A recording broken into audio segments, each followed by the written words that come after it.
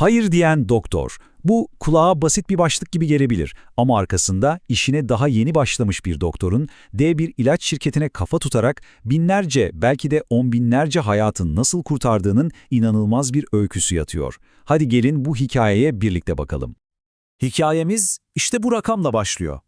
10 binden fazla. Bu sadece bir sayı değil. Bu dünya çapında etkilenen 10 binden fazla bebek demek. Aileleri paramparça eden, bir nesli etkileyen korkunç bir trajedinin ta kendisi. Peki bütün bunların sebebi neydi biliyor musunuz? Hani o masum görünen, hatta doktorların tamamen güvenli diyerek reçetelerine yazdığı popüler, yepyeni bir ilaç. İşte tam da bu noktada akıllara o kilit soru geliyor. Avrupa'yı, Kanada'yı, dünyanın dört bir yanını kasıp kavuran bu felaket nasıl oldu da Amerika'yı neredeyse tamamen teğet geçti? Cevap, tek bir kadının kimsenin beklemediği o sarsılmaz inadında gizli. Şimdi gelin hikayemizin en başına gidelim. Kahramanımızın sahneye ilk çıktığı ana. Hani o sıradan gibi görünen ama aslında tarihi değiştirecek olan o ilk iş gününe. Yıl 1960, aylardan Eylül. Dr. Francis Kelsey, Washington'daki Gıda ve İlaç Dairesi'nde yani FDA'de yeni işine başlıyor. Düşünün, o dönemde bu alanda çalışan kadın sayısı bir elin parmaklarını geçmez. Ve masasına ilk bakışta oldukça basit, rutin bir dosya konuluyor. Evet, ilk görevi Kelvadon adında yeni bir ilacı incelemekti. Richardson Merrill diye bir ilaç firması bu yeni sakinleştirici için onay başvurusunda bulunmuştu. Ve bu dosya Dr. Kelsey'nin kariyerindeki ilk görevdi. Şimdi bakın burası çok önemli. Bu Kevadon denen ilaç öyle sıradan bir ilaç değildi. Avrupa ve Kanada'da resmen bir sansasyon yaratmıştı. İnsanlar anksiyete ve uykusuzluk için kapış kapış alıyordu. Hatta hamile kadınlara sabah bulantıları için tamamen güvenli diye pazarlanıyordu. O kadar ki bazı yerlerde reçetesiz bile satılabiliyordu. Yani şirket Richardson Merrill, Amerika'daki onayın da bir formaliteden ibaret olduğunu düşünüyordu. Birkaç haftaya halleder, Noel'e kalmaz raflara koyarız diyorlardı. Ama Dr. Kelsey o dosyayı açıp okumaya başladığında bir şeylerin fena halde ters olduğunu anladı. İçindeki güvenlik çalışmaları inanılmaz yüzeyseldi. Veriler eksikti, belirsizdi ama en korkuncu neydi biliyor musunuz?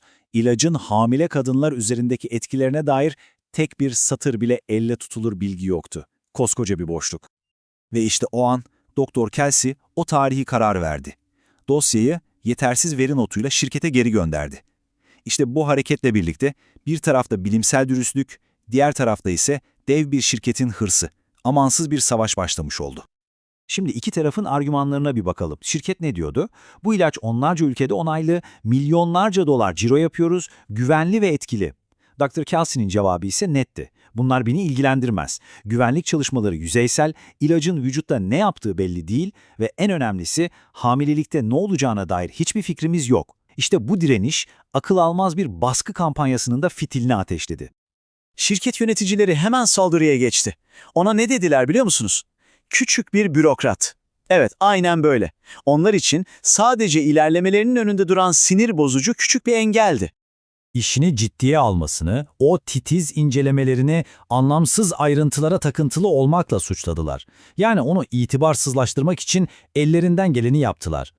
Hatta daha da ileri gidip onu deneyimsiz ve mantıksız olmakla suçladılar.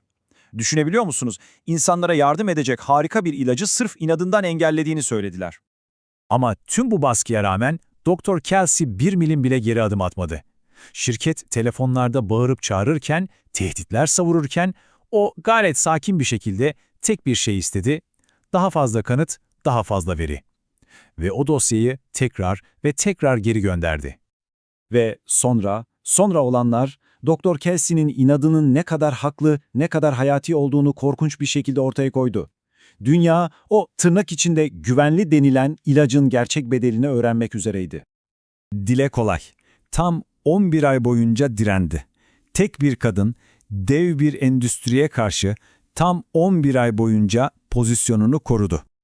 Ve takvimler Kasım 1961'i gösterdiğinde o korkunç haberler Almanya'dan sızmaya başladı.